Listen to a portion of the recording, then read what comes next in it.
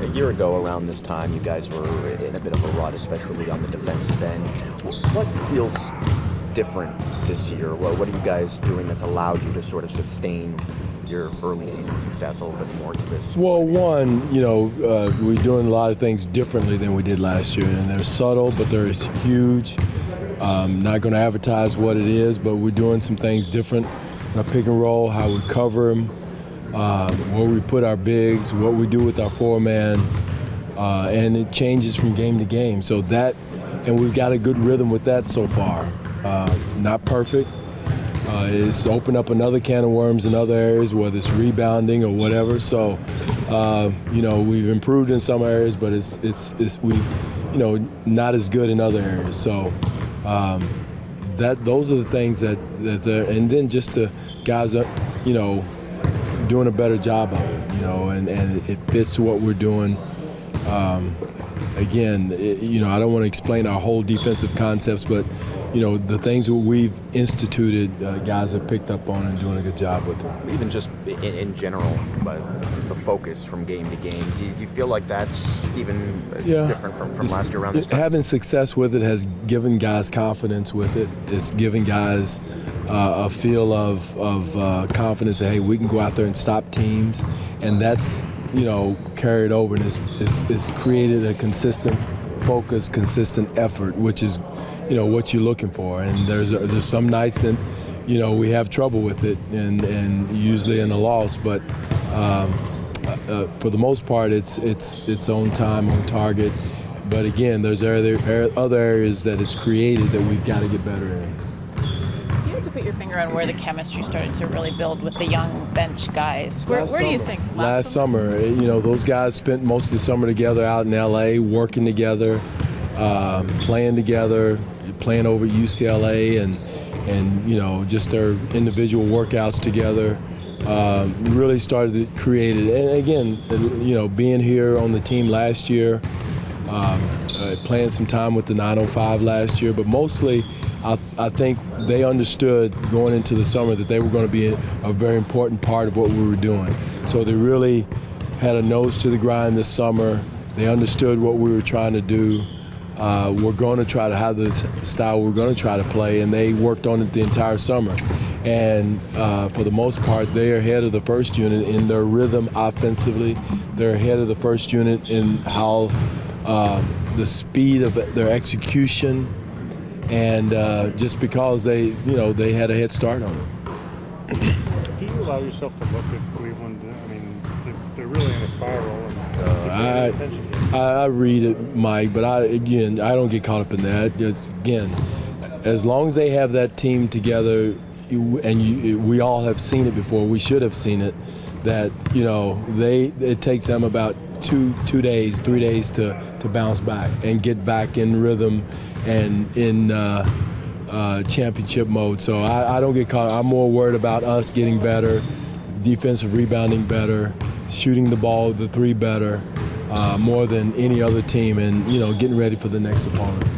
Coach, your next opponent lost their franchise player recently, but they've had guys like Tim Hardaway who put up 38 against you guys, Cantor who dominates on the glass. So what's going to be the key? McDermott, you forgot him. Courtney Lee, who beat us at their place last year, so they have a lot of weapons. And again, like I told Mike, I don't get caught up in records. Last game, I know who they have and the matchups, the history of the matchups that we have, and the problems and the strengths we have against them too. So, so that my whole concern now are the New York Knicks and how we're going to approach that game, how we're going to execute offensively, how we're going to defend certain situations that Cantor puts you in, McDermott puts you in, Courtney Lee puts you in. So again, every night is a different challenge, and like I was telling Josh, we've done a decent job of being consistent with our approach, but we can't get caught up in looking at records or last 3 games, because that's when you get burnt. And if you're going to be a good team, and that's how good teams handle their lives. They handle their lives like, next play. They don't look at what happened in the past or what shoulda, coulda, woulda happened. You've got to go with the present and be locked in. Okay, all right. I forgot. I'm like that all the time too. No, actually, so you're always saying, we're, in regards to the offense, we're not there yet, excuse me. Was last night's game as close as you've seen them to where you want them to be? Well, we made shots. That's the difference. We had a lot of issues with our movement, our spacing with our first unit. Second unit bailed us out with their spacing, but again, the first unit made shots. Kyle made shots. DeMar made shots, so that made it look like that everything's fine and dandy. But again, there's room for growth, room for movement, improvement. And one thing we got to do, especially with JV and Serge in there, is have better spacing. And the speed of cuts, the speed of movement is something we got to get much better with our first unit. And right now they're doing it a lot with skill and know-how, more so than speed and force, and the proper spacing. Boston's a team that will switch, and they kind of like to goad teams into isolation. One thing I noticed was DeMar often taking Horford. Is that something that, and I know that obviously, like, for the most part, you like him on switches and stuff. Is that something that you're we don't. watch? We much rather continue to move, continue to play. And when we did that last night, we didn't get good looks. But once we did get movement and ball movement, get the ball to the second side, there's a lot of times last night we got the ball to the third side. And we got great looks or penetration, and we attacked the closeouts. So, that's why you see so many teams switch, and the teams that don't handle it are the teams that you're not going to score.